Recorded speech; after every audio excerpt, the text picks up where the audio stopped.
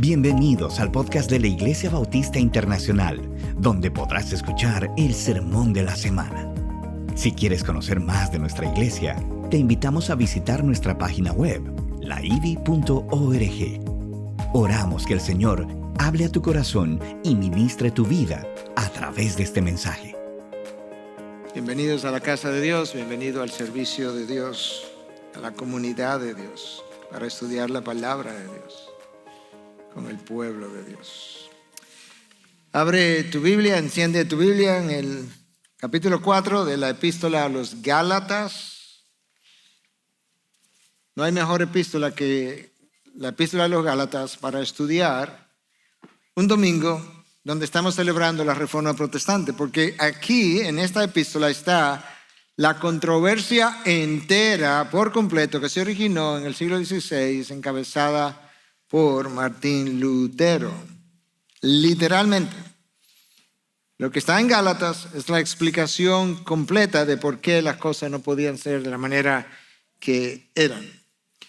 Y voy a revisar brevemente dónde estuvimos en el pasaje anterior y te darás cuenta que hay algunas cosas como que parecen repetirse, pero es que Pablo le estaba hablando a una audiencia no muy instruida en general y mucho menos teológicamente, que estaba confundida por falsos maestros, y entonces él tiene como que explicar los conceptos y quizás buscarle otros ángulos al mismo tiempo, y las verdades se van desarrollando como en círculos concéntricos que van como expandiendo el entendimiento de lo que ya fue dicho. De esa forma, entonces, yo voy a tratar de decirte algunas cosas de las que dijimos en el mensaje anterior y entonces entrar al mensaje de hoy entendiendo que algunas cosas de alguna manera ya fueron tocadas.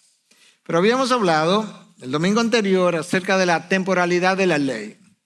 La ley que fue la ley justa, buena, santa, fue dada por un periodo, por un tiempo, de manera que sirviera de preparación para cuando viniera la promesa, y la promesa la definimos como Cristo Jesús. El apóstol Pablo nos habló de que la ley fue dada para que sirviera como una especie de guía o de nodriza, como alguien que va a tomar un niño de la mano y lo va a ayudar a caminar hasta que él tenga cierta edad. Y literalmente explicamos que familias adineradas hacían eso, tomaban un esclavo usualmente educado, porque lo sabía, esclavos profesionales, educados para que ellos se hicieran cargo del niño y lo criara hasta que tuviera cierta edad, y él tenía a cargo su protección y tenía que llevarlo al lugar de instrucción y esperarlo y traerlo, y eso continuaba así hasta que el niño ya podía alcanzar cierta libertad. Pero hasta ese entonces ese niño estaba sometido a reglas, a instrucciones, a horario.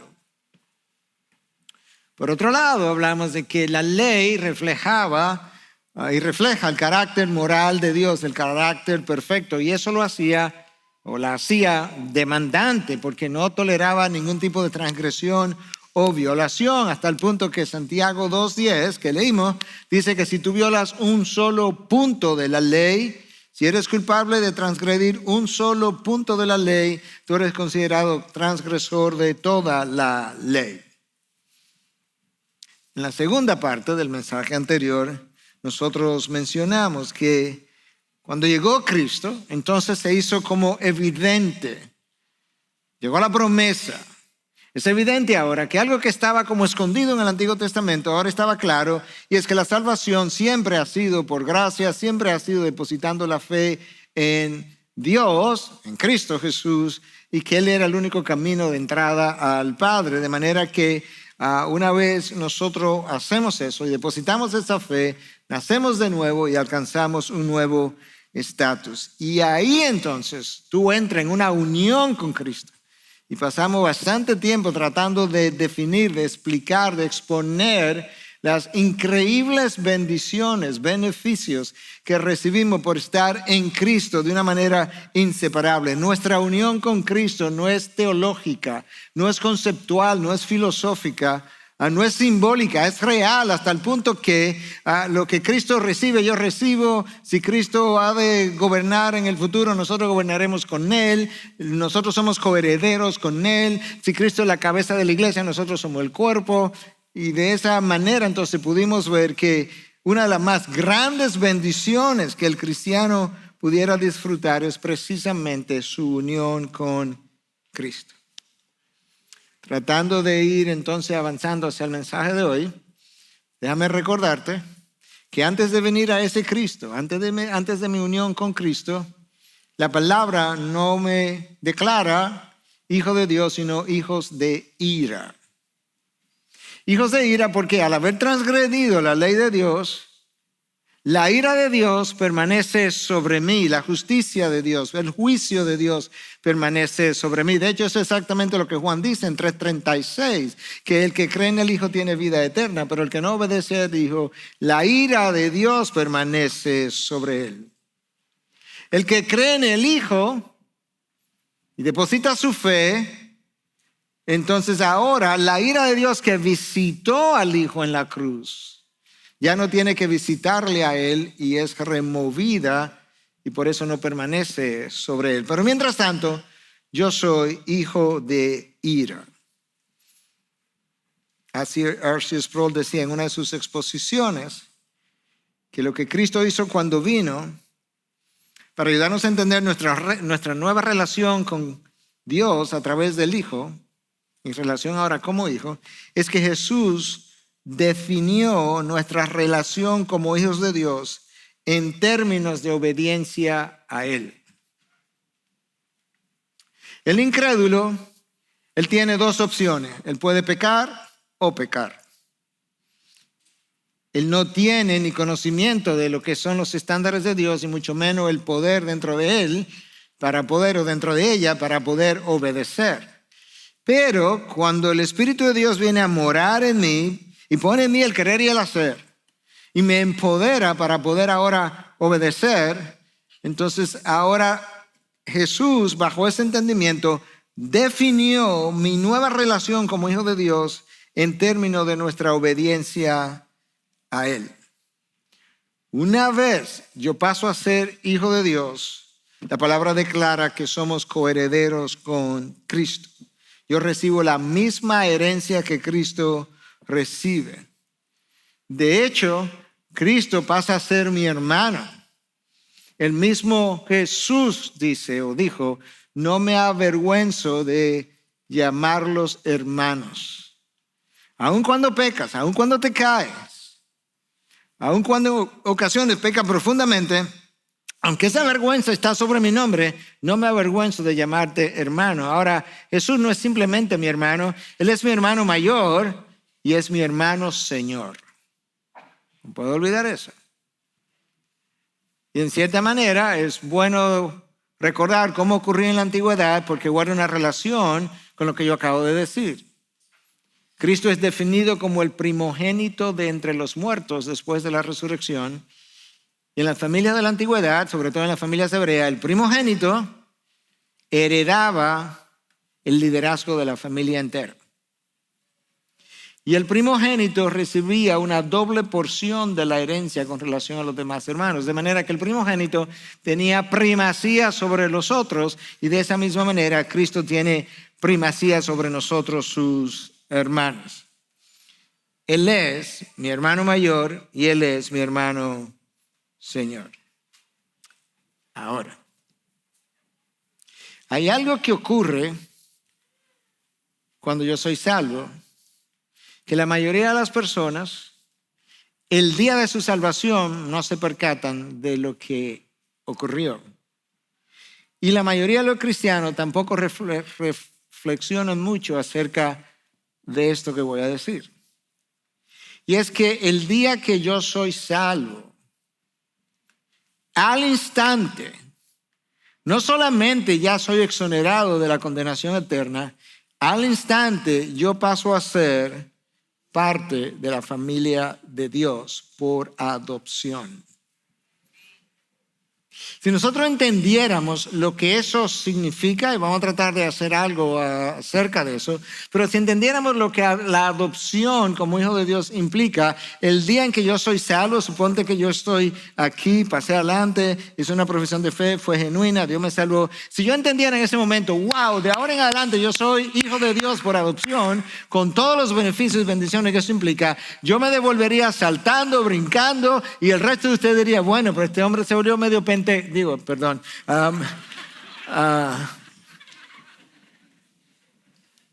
tú saldrías brincando, saltando. Transformaría tu vida totalmente. Tu vida de obediencia cambiaría. Tu vida de oración cambiaría. Tu vida de intimidad cambiaría. La mía también. Con eso yo quiero que leamos el pasaje de Gálatas 4, del 1 al 7. Yo he titulado el mensaje, Cuando tú eres adoptado por Dios y no lo sabías. Cuando tú eres adoptado por Dios y ni siquiera lo sé. Gálatas 4, del 1 al 7.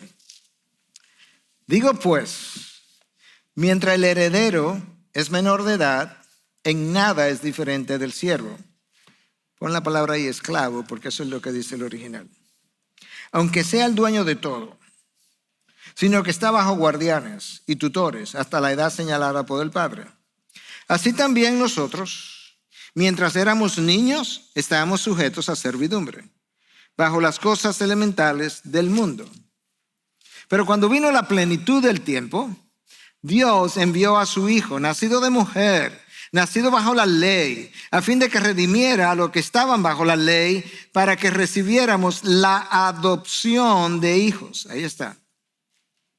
Y porque ustedes son hijos, Dios ha enviado el Espíritu de su Hijo a nuestros corazones, clamando, Abba, Padre. Por tanto, ya no eres esclavo, sino hijo. Y si hijo, también heredero por medio de Dios. La estructura del texto es simple, ahí hay 2 puntos. Y el segundo punto tiene varios acápites, pero en esencia, versículos 1 y 3 habla de la condición del hombre bajo la ley. Suena familiar. Y del 4 al 7 es la condición de ese mismo hombre cuando él está en Cristo, con varios acápites diferentes. Como habíamos dicho anteriormente, la ley sirvió de guía, sirvió como un ayo, sirvió como una nodriza. La ley me decía lo que debía hacer, lo que no debía hacer, cómo debía hacerlo, cuántos sacrificios al año, en qué ocasiones yo debía ofrecer esos sacrificios, por qué un animal y no otro animal, qué incienso podía usar, qué fórmula podía usar, a través de quién podía sacrificar. En caso de cada violación había una penalidad. La ley fue ese guardián. De manera que, por eso que Pablo está usando esta analogía, está diciendo que ese hijo menor tenía un guardián hasta que él creciera a la madurez y que la ley servía más o menos como eso, porque la ley actuaba precisamente con tantas limitaciones de mi caminar, de mi vida, que yo no tenía libertad. Y Pablo dice exactamente la misma cosa en el versículo 4. Mientras el heredero, ese hijo pequeño, es menor de edad, en nada es diferente del esclavo. No es diferente del esclavo, porque al esclavo se le decía todo lo que debía hacer, cómo debía hacerlo, cuándo lo podía hacer. Y a nosotros, sin el entendimiento de Cristo y su gracia y todo lo demás, la ley nos trataba, recuérdate que Pablo la personifica de la misma manera. La libertad estaba coartada. El heredero es menor de edad, en nada es diferente del esclavo. Entonces, el heredero, que seríamos nosotros bajo la ley, teníamos en título la propiedad de las riquezas, de las promesas futuras, pero no podíamos usarlas. De la misma manera que este hijo menor de edad era el heredero en título, pero no en administración. Su derecho al uso había sido postergado. De hecho, leía esta semana en algunas familias reales donde los padres han firmado un documento y han pedido que si ellos mueren antes de que a su hijo alcanzara la mayoría de edad, que no se le entregue nada de la herencia hasta que no tuviera 25 años. No sé si eso se puede en nuestro país o fuera el caso, pero en algunos de esos países sí se podía. Entonces, nosotros estábamos, al igual que ese niño menor, bajo la guardia de la ley. Y ese niño estaba bajo guardianes hasta la fecha que el padre señalara. Versículo 2, sino que está bajo guardianes y tutores hasta la edad señalada por el padre. Así estaban los creyentes del Antiguo Testamento, por todas las limitaciones que ya mencioné que la ley le imponía. Ahora, el creyente bajo la ley estaba limitado al igual que el hijo, al que nosotros hicimos alusión. Y ese es el entendimiento que Pablo quería pasar en los primeros 3 versículos de este capítulo 4. El segundo punto del mensaje tiene que ver con el hecho de cuál es nuestra condición en Cristo Jesús. Y entonces bajo ese punto, por así decirlo, hay varios acápites que tienen que ver con la venida de Jesús, el propósito de su venida, la bendición de su venida y lo que implica ser hijo de Dios en vista de su venida. Vamos a tomar cada uno de ellos por separado. La venida de Jesús, versículo 4. Pero cuando vino la plenitud del tiempo, Dios envió a su Hijo, nacido de mujer, nacido bajo la ley. Cristo no vino un día antes, Cristo no vino un día después. Cristo vino justo en el momento preciso. Cristo vino en el momento en que el pueblo hebreo estaba cansado de la ley. Cientos de años, sacrificios van, sacrificios vienen, la conciencia seguía cargada. Cientos de años, no puedes hacer esto, tienes que hacer aquello. Estas son las únicas leyes que puedes hacer. Esto es cuando puedes ayunar una vez al año, el día de la expiación. No tienes que ayunar ninguna otra ocasión. Cuando vas a ayunar, comienza esta hora, termina aquella hora. El pueblo estaba cansado de eso. El pueblo estaba cansado porque tenía 400 años sin un profeta, tenía 400 años sin nueva revelación. Lo que había era mucha religiosidad, pero nada de relación con Dios. Por otro lado, Cristo aparece en el momento en que Roma era el imperio gobernante y Roma había dejado el poderío de Roma, la gloria de Roma había dejado al hombre también vacío, pero mientras Roma se desarrollaba, desarrollaron grandes carreteras y esas grandes carreteras contribuyeron enormemente a la expansión del evangelio. Al mismo tiempo, Grecia había conquistado a Roma culturalmente. Roma conquistó a Grecia militarmente, Grecia conquistó a Roma culturalmente y el idioma griego era el idioma universal. Así se escriben los documentos del Nuevo Testamento. La gente lo podía entender, la gente lo podía leer. Cuando se leía se lo podían entender. Había un idioma que era como generalizado. En el momento preciso en que el idioma estaba generalizado, en que las vías de comunicación se habían abierto, en ese mismo momento Cristo viene. En el momento en que la historia secular del Imperio Romano y la historia religiosa del pueblo hebreo se juntaron, estando Roma sobre el pueblo hebreo, ahí en esa intersección, en la plenitud del tiempo, Dios envió a su Hijo. De manera de aplicación, mirando nosotros el presente y el futuro, si las carreteras de Roma contribuyeron a expandir el evangelio, las bandas de internet de hoy en día sirven de carreteras de mucho mayor amplitud, con mayor velocidad, de manera que nosotros estamos viendo frente a nosotros, frente a nuestros ojos, el cumplimiento de Mateo 24:14. Y estas buenas nuevas se predicarán a todo el mundo y entonces vendrá el fin. Es más tarde de lo que tú te imaginas. Pues en ese momento, Dios envió a su Hijo.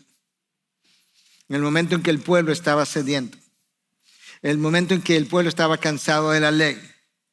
En el momento en que el pueblo estaba esperando a el Mesías, esperado por cientos de años. Cuando Juan el Bautista aparece, esa es como la primera pregunta que le hacen a Juan. ¿Eres tú el Mesías? ¿Eres tú el profeta? ¿Eres tú la persona que debíamos esperar? Y Juan dice, no, detrás de mí viene uno de quien yo no soy digno de desatar sus sandalias.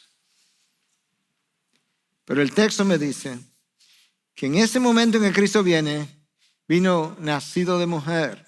Claro que tenía que nacer de mujer. Claro, porque Él venía a representar al hombre. Él se encarnó, Dios se encarnó y se encarnó como hombre para venir a representar al hombre y sustituir al hombre en la cruz. De manera que esa frase, nacido de mujer, no está ahí de manera poética, está ahí para que yo entienda una realidad de cómo fue y para qué fue su venida. Y luego me dice que fue nacido bajo la ley por igual. Eso no es una frase simbólica, eso es una frase que me permite entender que Él nació bajo la ley. Por tanto, tenía que cumplir la ley y el cumplimiento perfecto de la ley fue lo que lo calificó precisamente para que eventualmente Él pudiera ir y ofrecerse en la cruz por el perdón de los pecados. Nacido de mujer es el cumplimiento de Génesis 3:15, la simiente de la mujer. Ahí está, en el momento preciso, cientos y cientos de años más tarde. De manera que el apóstol Pablo está ayudándonos a entender no solamente que Cristo vino, sino para qué vino. Punto número 2, capítulo número 2, ese punto 2, el propósito de su venida. Está ahí, versículo 5. No hemos salido de él. A fin de que, para eso vino, redimiera a los que estaban bajo la ley. Cuando tú redimes algo de una casa de cambio, tú vas y pagas un dinero y lo sacas de ahí, de donde estaba, donde no se podía mover. Bajo la ley, así estábamos tú y yo. Así estaba el pueblo hebreo. Y Cristo vino a pagar un precio para sacarme de la esclavitud. Vino a redimir a los que estaban bajo la ley. A aquellos que tenían una imposibilidad de cumplir la ley a cabalidad. Vino a salvar a aquellos que podían ahora poner su fe en Cristo Jesús y por gracia recibir salvación. Su misión fue redimir, rescatar lo que se había perdido. Número 3, la bendición de su venida. Vimos la venida en el tiempo preciso, la razón de su venida a redimir a los que estaban presos, esclavos bajo la ley. La bendición de su venida. Está ahí en el versículo 5, todavía en el mismo versículo. Para que recibiéramos la adopción de hijo. El fin último de la obra de Jesús fue hacerte a ti hijo de Dios. Esa es la razón por la que Packer habla de que la bendición más alta del Evangelio no es la justificación por la fe. Porque Dios pudo haberte justificado y no hacerte hijo. Aceptarte en su reino, recibirte en gloria, permitirte que esté ahí por la eternidad, pero no eres hijo, no eres coheredero, no estás unido a Cristo. Pero eso no fue como Él lo hizo. Dios tuvo un solo hijo natural, el resto éramos hijos ilegítimos, y en la eternidad pasada Dios hizo una elección de tal manera que aquellos que éramos descendientes de Adán y Eva, que fueron sus primeros hijos creados, pero que desobedecieron y fueron expulsados y quedaron bajo la ira de Dios y pasaron a ser hijos de ira, Dios decidió que en vez de dejarlo bajo su ira, Él los iba a redimir y lo iba a sacar de su ira y lo iba a adoptar como hijos. Eso es increíble. Cristo vino a redimir a los que estaban bajo la ley para que recibiéramos la adopción de hijos. Versículo 5. El resto del tiempo lo vamos a emplear en desempacar lo que implica ser hijo de Dios. Versículo 6. Y porque ustedes son hijos, Dios ha enviado el Espíritu de su Hijo a nuestros corazones. La primera implicación de ser hijo de Dios es que Dios tomó la tercera persona de la Trinidad y la colocó dentro de nosotros. Cuando Cristo vino a entrenar a los discípulos, lo hizo desde afuera. la Trinidad decidió que llegado el momento nos iba a dar un mejor entrenador, misma calidad, misma esencia, de la misma altura, misma jerarquía, mejor en el sentido de dónde iba a residir, no afuera, sino adentro. Como ya te mencioné, Parker dice que la bendición suprema del Evangelio es la condición de ser hijo de Dios. Entonces la pregunta que tenemos que hacer, ¿no? En la medida que exploramos cuáles son las implicaciones de ser hijo de Dios, es cuáles son esas ventajas, cuáles son las bendiciones extremas que hacen esta adopción como hijo la máxima bendición que el Evangelio te puede traer. Y yo voy a decir que la implicación número 1 es precisamente la guía del Espíritu, la morada del Espíritu que ahora comienza a darnos los beneficios necesarios. Como la palabra interpreta la palabra, yo me voy a ir a Romanos 8:14 para que tú puedas comenzar a ver. Y voy a seguir en Romanos 8:14 y 15, 16, 17, dejando que la palabra interprete la palabra. Porque todos los que son guiados por el Espíritu de Dios, los tales son hijos de Dios. Si tú eres alguien que está siendo guiado por el Espíritu, entonces tú eres un hijo de Dios. Si tú eres un hijo de Dios, tú estás siendo guiado por el Espíritu. La pregunta es, ¿qué significa eso? Bueno, el académico Douglas Moo dice que ser guiado por el Espíritu no es simplemente que el Espíritu te da discernimiento a la hora de tomar decisiones, sino más bien que tú estás bajo la influencia dominante del Espíritu. No es simplemente bajo la influencia del Espíritu, es bajo la influencia dominante del Espíritu, lo que implica que como hijo de Dios tú debieras tener más batallas ganadas que perdidas, porque la influencia es dominante. No es suficiente tener el Espíritu de Dios, o mejor dicho, no es suficiente que tú tengas la morada del Espíritu, sino que el Espíritu tiene que tenernos a nosotros, en términos de la influencia que ejerce. El Espíritu nos fue dado para dar muerte a las obras de la carne.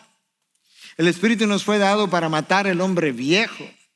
El Espíritu nos fue dado para que nos ayude a revestirnos del nuevo hombre y vivir conforme a la nueva vestidura. De manera que la primera implicación de ser hijos de Dios, que lo leímos del mismo texto de hoy, es que Dios nos ha dado el Espíritu de Cristo, el Espíritu de su Hijo, y como consecuencia entonces de esa morada del Espíritu, el Espíritu nos guía. Implicación número 2 de la adopción como hijos de Dios es la libertad de no experimentar el temor de sentirme condenado por la ley, ni tampoco vivir esclavizado por mi pecado, porque a libertad nos llamó Cristo. ¿Dónde está eso? Romanos 8:15. Pues ustedes no han recibido un espíritu de esclavitud para volver otra vez al temor. Ni esclavitud ni temor. Ni la esclavitud del pecado, ni el temor de sufrir las consecuencias del pecado, ni el temor de no saber cómo aproximarme a Dios porque no puedo hacerlo con mucha confianza, ni el temor de vivir continuamente acusado por mi conciencia porque no encuentro perdón de pecados, ni el temor de sentirme acusado por un Dios que es un juez que al final me va a castigar severamente. Ni libertad, ni esclavitud, ni temor. De manera que si tú eres un hijo de Dios, Dios quiere que tú vivas tu condición de hijo y que experimente libertad del pecado, libertad de las consecuencias y que al mismo tiempo experimente libertad del temor. Porque Dios está por ti, Dios está a tu favor, Dios está en control, Dios está delante de ti, Dios está detrás de ti, Dios está a la derecha de ti, Dios está a la izquierda de ti, Dios está por arriba de ti, Dios está debajo de ti. Como dirían en inglés, He got you covered, Él te tiene cubierto. Ni esclavitud, ni temor. Implicación número 3 de la adopción como hijos de Dios, Romanos 15. Todavía, la segunda parte del versículo 15. Intimidad con Dios. Esto es vital. Escucha lo que dice Romanos 15 en la segunda parte. 8:15. Sino que han recibido un espíritu de adopción como hijos, por el cual clamamos, Abba, Padre. La clave de ese texto está en Abba, Padre. Porque Abba es un término de confianza, de cariño tierno. Eso no es cualquier cosa.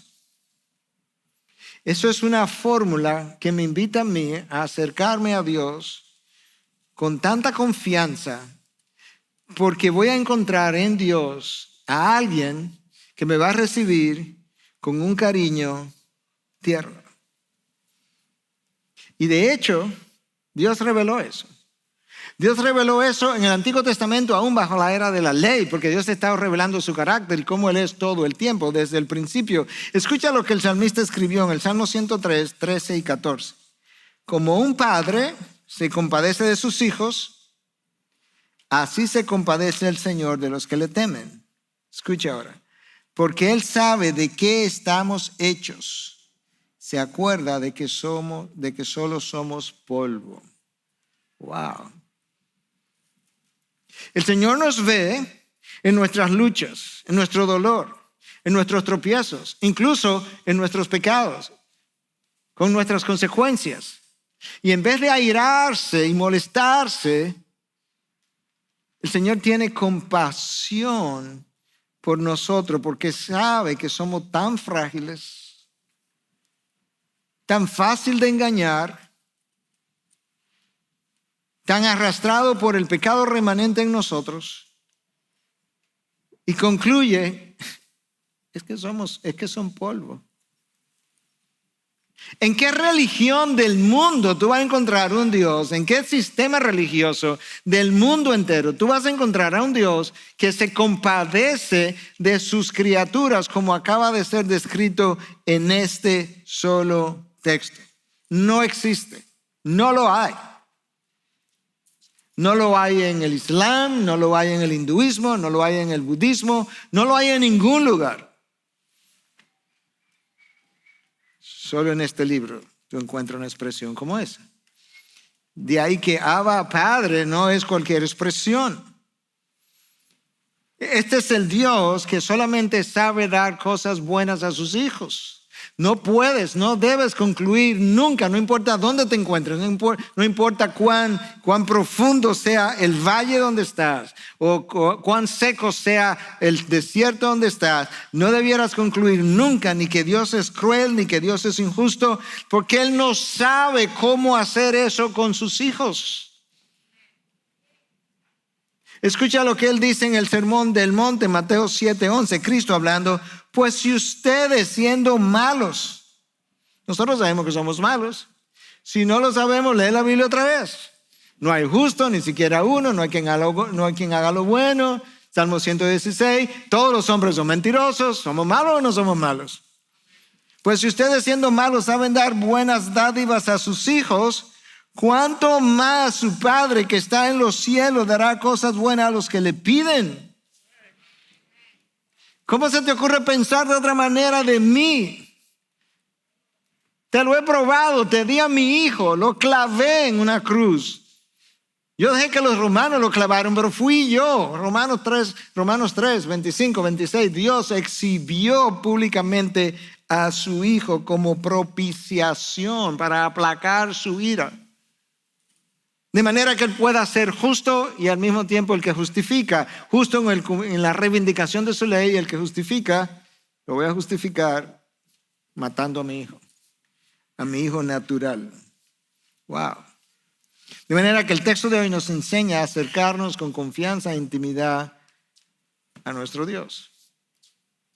Recuerdo vívidamente una de las exposiciones de R.C. Sproul a la que ya me referí, donde él hablaba de este académico alemán, Joaquín Jeremías, que se propuso investigar todas las oraciones dentro de la tradición hebrea para ver con qué frecuencia alguien se atrevía a dirigirse a Dios directamente como Padre. Y no encontró una sola hasta el siglo X de nuestra era. 1000 años después que Cristo vino, por primera vez apareció una oración en el contexto de la cultura hebrea, donde alguien tuvo la osadía de dirigirse a Dios como Padre, y los discípulos vienen donde Cristo le dicen, enséñanos a orar, y Cristo dice, cuando oren, digan Padre nuestro. Yo me imagino que Pedro, Juan, no sé, alguno de ellos estaba ahí con los ojos cerrados y oyó a Cristo, Padre nuestro, y como que abrió los ojos y dijo, quizás, no sé, Pedro, el impulsivo, quizás miró para el lado y dijo, ¿y esto? ¿Y él? Nadie se atrevía a hacer eso. Y ahora Pablo viene detrás y dice, escúchame, esto es como tú debes pensar acerca de tu Padre. Abba, Padre. El Padre nuestro que estás en los cielos. El Padre que es capaz de perdonar nuestros pecados. El Padre que está pendiente de tus carencias para darte el pan de cada día. El Padre que quiere que tú le pidas que Él te proteja del enemigo. Eso es parte de lo que implica ser hijo de Dios. Que tú tienes un Padre de esa calidad, de esa cercanía, que te hace ese tipo de invitación. Implicación número 4 de la adopción como hijos. Todavía en Romanos 8, versículo 16, venimos bajando, 14, 15, 16. El Espíritu mismo da testimonio a nuestro espíritu de que somos hijos de Dios. Yo creo que Dios pensó y dijo, mira, esta gente tienden a la incredulidad y ahorita van a comenzar a pensar, yo no sé si soy hijo de Dios, yo creo que yo perdí mi salvación, yo no sé si yo pertenezco, de manera que yo voy a poner mi espíritu dentro de ellos y una de las funciones de ese espíritu va a ser que le asegure que ellos son mis hijos. Y aunque la palabra no dice cómo eso ocurre, yo creo junto con algunos académicos que la mejor manera como el Espíritu de Dios puede testificar a mi espíritu de que yo soy hijo de Dios es por medio de lo que Él cultiva. ¿Y qué es eso? El fruto del Espíritu. Cuando yo puedo ver que lo que yo era antes, un árbol sin fruto, ahora yo soy un árbol que tiene fruto del Espíritu, yo debiera concluir, el Espíritu de Dios vive dentro de mí porque esto yo no lo puedo producir. Y la ausencia de ese fruto militaría en contra de la morada del Espíritu y por tanto de que soy hijo de Dios. Yo creo que la otra manera como el Espíritu da testimonio a mi espíritu de que soy hijo de Dios es cuando Él pone en mí tanto el querer como el hacer. Cuando yo no tengo el querer por algo y comienzo a pedírselo a Dios, y mucho menos el hacer, y el Espíritu que vive en mí comienza a producir en mí el deseo de querer y de hacer. Yo no tenía el menor deseo de ser pastor. Yo no tenía el menor deseo de regresar a la República Dominicana. Y aquí estoy yo, siendo pastor y disfrutándolo. Y nadie que no sea Dios me devuelve en ningún momento, en ningún lugar, de ninguna manera. Ni me puede dar más gozo que lo que yo estoy disfrutando haciendo lo que estoy haciendo.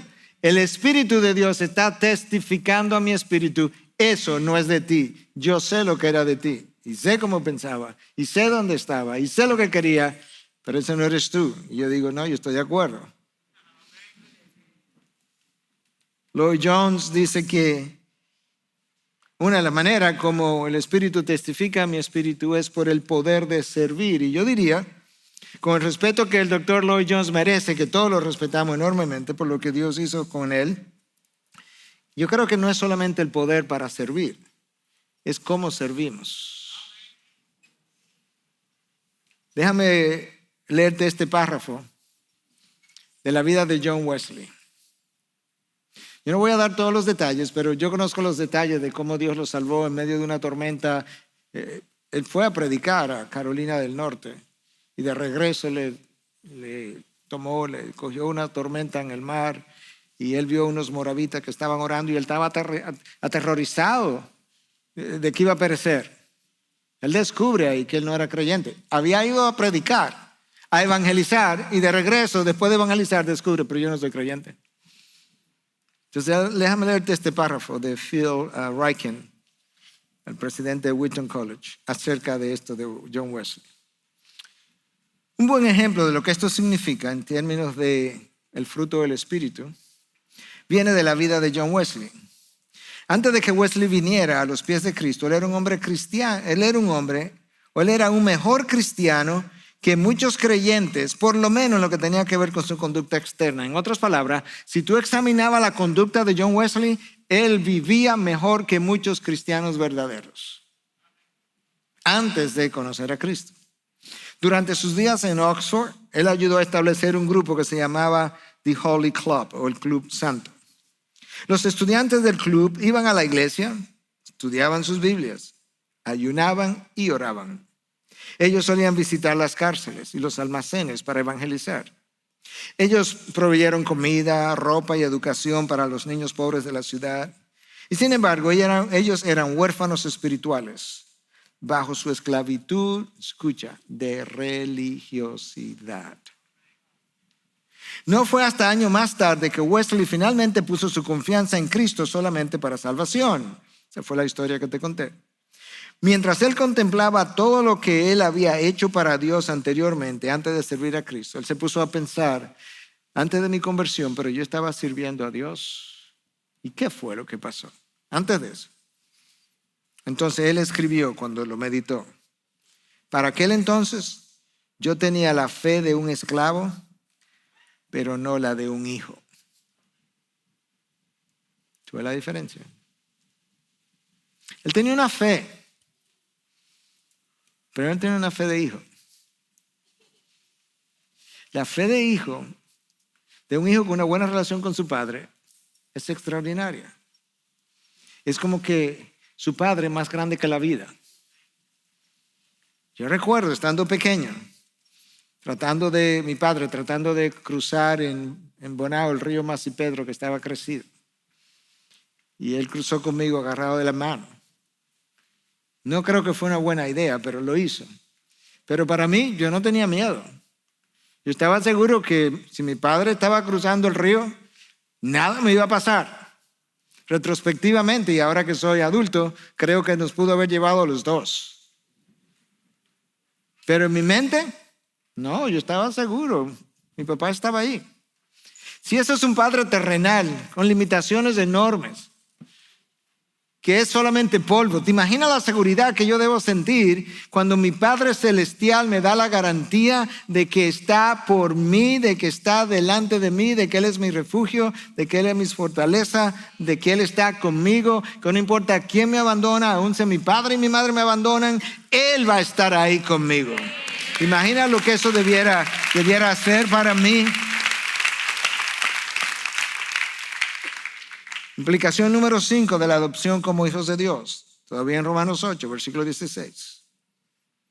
La adopción garantiza nuestra herencia. Dice Romanos 8, 16. Literalmente hablando. Pero mira cómo Pablo lo dice en este texto de Gálatas que estamos analizando. Y si somos hijos, versículos 6 y 7, somos también herederos. Herederos de Dios y coherederos con Cristo. Si en verdad padecemos con Él, a fin de que también seamos glorificados con Él. Por tanto, ya no eres siervo, ya no eres esclavo, sino hijo. Y si hijo, también heredero por medio de Dios. ¿Okay? En estos dos versículos, el apóstol Pablo está enfatizando que si tú eres un hijo de Dios, tú eres heredero de Dios y coheredero con Cristo. Que ya no eres esclavo, sino hijo. Y si eres hijo, también heredero por medio de Dios. Ahora la pregunta es, ¿qué movió a un Dios 3 veces santo a quitarle la vida a su único hijo natural para ir en búsqueda de hijos ilegítimos que no querían saber de él, que eran rebeldes, que violaban su ley, que eran enemigos de él, ¿Qué movió a ese Padre santo a quitarle la vida a su único hijo natural para que estos rebeldes, enemigos de él, llegaran a ser hijos adoptados? Como la palabra interpreta la palabra, yo te voy a leer un texto que leímos la semana pasada y recordarte lo que el texto significa. Primera de Juan 3:1. Miren cuán gran amor nos ha otorgado el Padre, que seamos llamados hijos de Dios, y eso somos. Yo te mencioné que la frase cuán gran es como imposible de traducir a nuestros idiomas, pero es la palabra en griego potapos, que literalmente significa de qué país, de qué región. Es como que Juan está diciendo, miren, un amor que no tiene ni país, ni región, no tiene origen, tú no lo puedes encontrar en ningún lugar. Miren qué tipo de amor con el que Dios nos ha amado, que no se puede encontrar en ningún sitio que no sea en Él. Es un amor fuera de serie. Ese es el amor que me ha hecho hijo de Dios. Y eso somos, dice 1 Juan 3:1. Ahora, ¿qué hace el amor de Dios fuera de serie? Porque esa es la causa de mi adopción. Pablo está tratando de ayudarme a entender mis privilegios y mis beneficios de ser hijo de Dios, pero yo tengo que entender lo mejor que yo pueda cuál es ese beneficio, de manera que yo pueda responder a la adopción adecuadamente a la hora de vivir. Entonces, ¿qué fue o qué es lo que hace el amor de Dios fuera de serie? Número 1 es un amor eterno. Jeremías 31:3. Con amor eterno te he amado. ¿Cómo con amor eterno? Sí, en la eternidad pasada. Antes, miles y miles de años antes de que tú nacieras, yo te vi en mi mente y te amé. Y te amé tan especialmente que sabía que iba a ser enemigo mío. Y en tu estado de enemistad te escogí. Y llegó el tiempo y naciste y efectivamente eras mi enemigo. Pero como te había elegido, te llamé.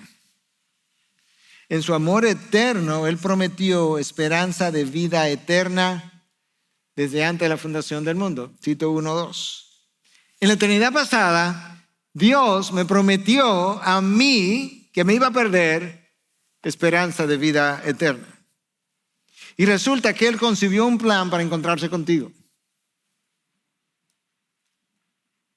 Él le concibió un plan para encontrarse con su enemigo y traerlo a Él dentro de su familia. Y luego lo haría inmolando a su hijo a favor tuyo y mío. Por eso es que 2 Timoteo 1:2 dice que Dios Padre nos dio su gracia en Cristo Jesús desde la eternidad. ¿Cómo que nos dio su gracia en Cristo Jesús desde la eternidad? Ni siquiera existíamos. Sí, nos dio su gracia en la elección. En Cristo Jesús, por la elección es en Cristo, desde la eternidad pasada. En segundo lugar, su amor no solamente es eterno, es inmutable. Desde la eternidad hasta la eternidad. Dios nos ha amado de la misma forma antes de nacer y después de nacer. Dios nos ha amado de la misma forma antes de mi conversión y después de mi conversión. Dios amó a Pedro antes de que él lo negara de la misma forma que lo amó después que lo negara. ¿Tú puedes creer eso? Dios nos ha amado, nos va a amar de la misma forma antes de yo morir y después que yo muera. Su amor es tan constante y no cambiante, tan inmutable, que cuando Dios me disciplina, Él me dice, hijo, recíbelo bien, que ese es mi amor. Hebreos 12:8. Pero si estáis sin disciplina, de la cual todos han sido hechos participantes, entonces sois hijos ilegítimos y no verdaderos. Si no te disciplina, tú debes concluir que tú no eres hijo mío. Si te dejo ir, si te dejo que haga lo que quieras, en buen dominicano, si te suelto en banda, concluye que no eres mi hijo. Pero si te disciplino, debes concluir que yo te amo como tú eres, pero te amo tanto para no dejarte como tú eres. Es mi amor en acción, tu disciplina. El amor de Dios no solamente es eterno, no solamente es inmutable, es un amor sacrificial. Él clavó a su hijo brutalmente y vilmente en la cruz. Por enemigos. Romanos 5:10. Por enemigos de él. Déjame hacerte una pregunta y trata de pensarlo como si verdaderamente estuviera ocurriendo. ¿Tú estarías dispuesto? Algunos de ustedes tienen un hijo, 2, 3, 4. Pero suponte que tengas uno solo. Da lo mismo si tuvieras 5, lo que voy a preguntar. Pero imagínate que es uno solo que tienes. ¿Darías tú a ese hijo y lo entregarías para que lo mataran por una persona desconocida? Claro, así mismo. ¿Tú lo darías por un amigo?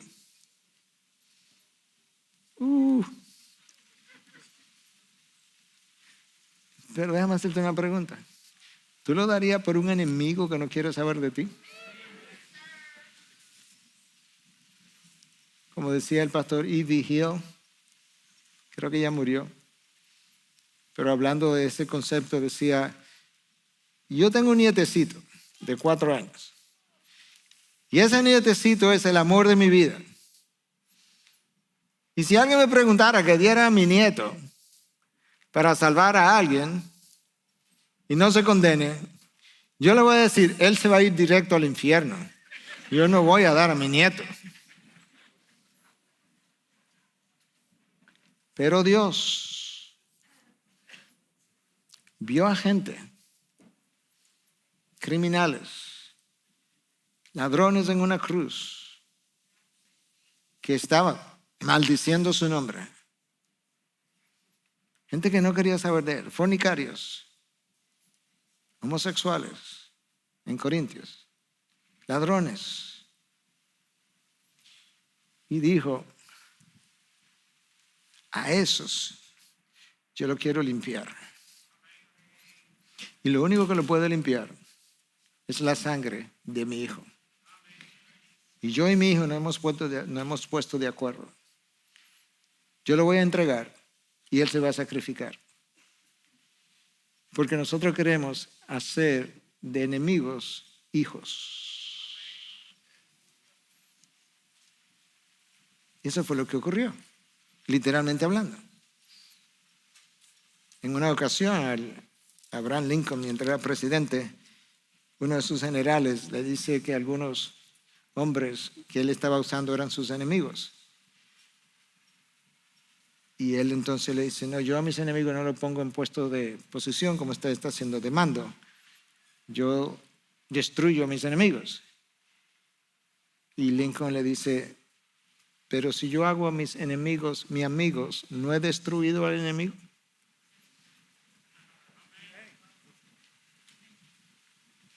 Si Dios toma al rebelde y lo limpia y lo redime y lo hace su hijo, ¿no destruyó al rebelde? Ese es el amor de Dios. Pagó un precio enorme por la vida tuya para hacerte parte de su reino. El amor de Dios es eterno, es inmutable, es sacrificial, es un amor fiel. 2 de Timoteo 2:13. Si ustedes son infieles, yo permanezco fiel. En serio. O sea, tú te portas de manera infiel. Y yo te digo de antemano, te anuncio. No, si tú me eres infiel mañana, yo voy a permanecer fiel. ¿Eso es como una invitación a que sea infiel? Pues si tú vas a seguir igual, Dios te dice, no, tú puedes cambiar todo lo que tú quieras y portarte como infiel. Yo te estoy diciendo, antes de que eso pudiera ocurrir, que yo voy a permanecer fiel. ¿De qué país? ¿De qué región? ¿Dónde lo vas a encontrar? En ningún lugar. En ningún lugar. Nosotros por naturaleza somos personas infieles. Y Dios dice, yo sé, y yo por naturaleza soy una persona fiel. Ahora, Dios pudo habernos dado salvación sin hacernos hijos, pero Dios no iba a estar contento con eso. Dios pudo haber dicho al hombre, mira, yo te voy a dar salvación. Y como quiera, mi gracia va a tener que operar, pero tú vas a tener que colaborar con algo. De manera que dime a ver con qué tú vas a colaborar. Y quizás tú le hubieras dicho, bueno, Señor, yo te voy a dar todas mis obras. Y Dios te dice, bueno, trata otra vez, porque tus obras son como trapos de inmundicia. Bueno, Señor, mira, yo tengo mucho dinero. Quizás tiene lo que leí ayer, el dueño de los carros Tesla, 273 mil millones de dólares. Alguien hizo el cálculo que eso equivaldría a ganarse $1 millón semanales desde el reinado de Saúl hasta el día de hoy. Te voy a dar mis finanzas y Dios probablemente te diga, no, trata otra vez porque te voy a mostrar cuán pecaminosamente la has ganado. Te voy a ofrecer mis dones y talentos. No, eso no, porque eso te lo di yo. Te voy a ofrecer la vida de mis hijos. Voy a hacer como tú, que ofreciste a tu hijo. Te voy a dar la vida de mis hijos. Es que ya yo examiné a tus hijos y te voy a enseñar lo pecaminosamente que ellos viven. Sigue tratando. Bueno, te voy a ofrecer un camino de obediencia. Es que ya te vi y tú vives en desobediencia. Te voy a dar mi amor y mi humildad. Es que tu amor es tan imperfecto, tan egocéntrico.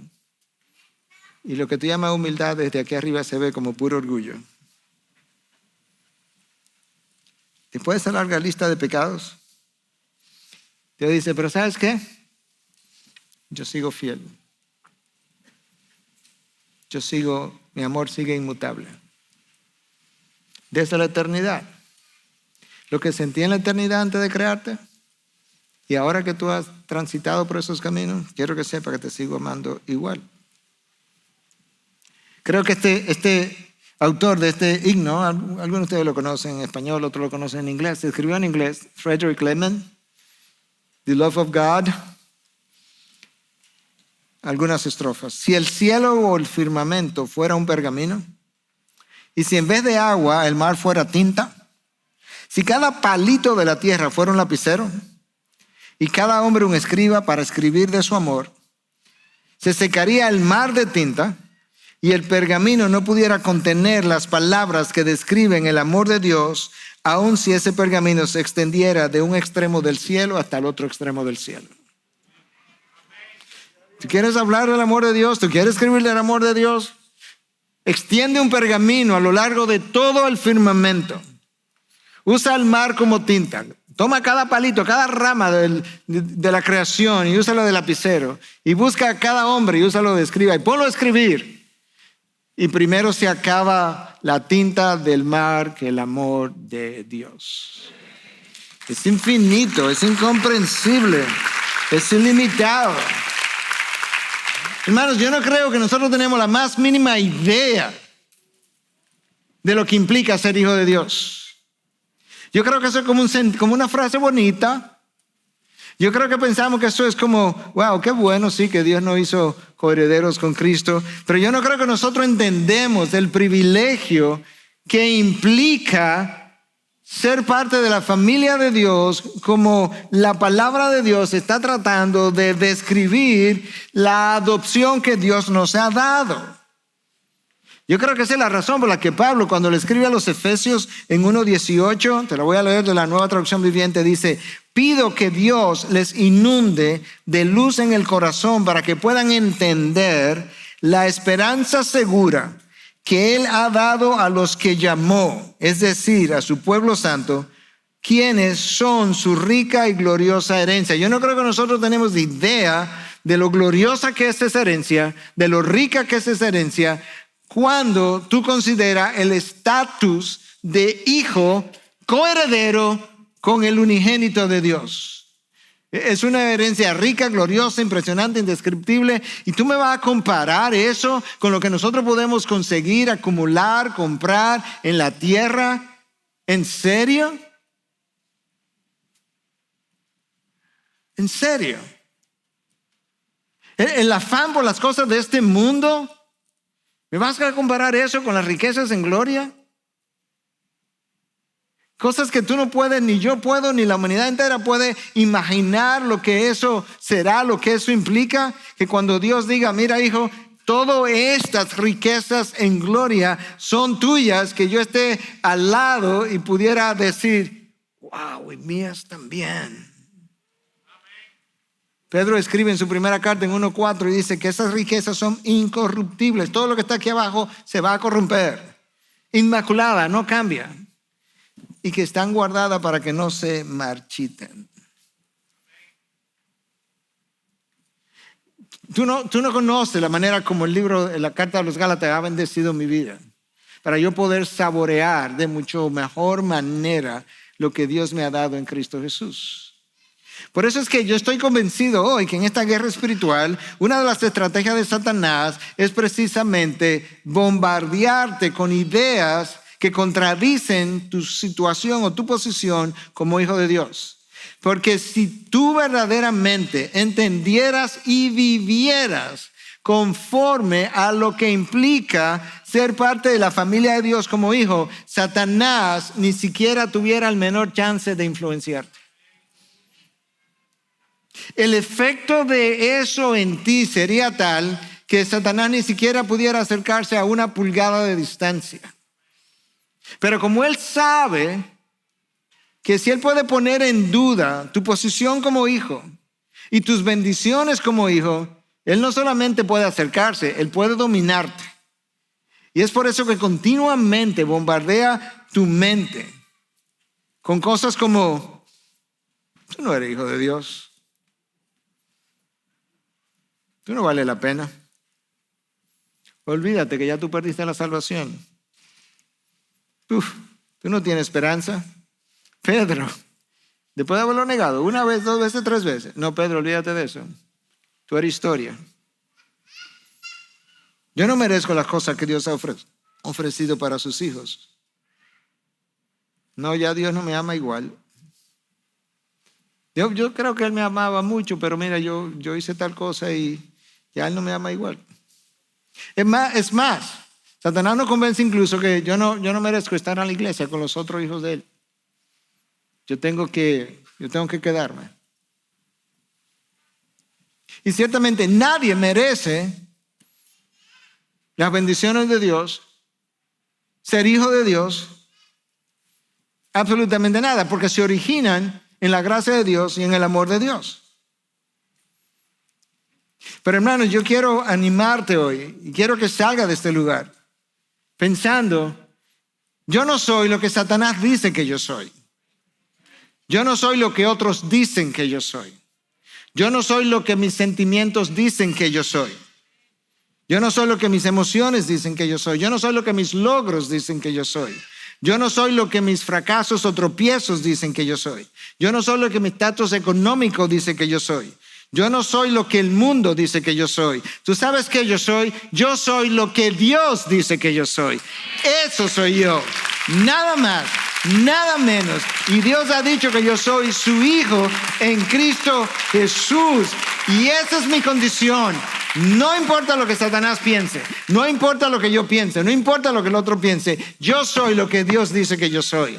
Y Dios ha dicho que yo soy su hijo, ha puesto su espíritu a morar en mí para que Él me dé testimonio todos los días que yo soy exactamente lo que Él me hizo. Un hijo de Dios comprado a precio de sangre. Sal de este lugar y vive conforme a lo que implica ser uno de los suyos. De manera que si Él es el rey, tú puedes caminar como un príncipe. No de gloria terrenal, sino como un príncipe que exhibe el carácter del rey que te hizo su hijo y te adoptó a precio de sangre. Vive lo que eres. De linaje escogido, como real sacerdocio y como nación santa. Tú eres hijo del gran Dios.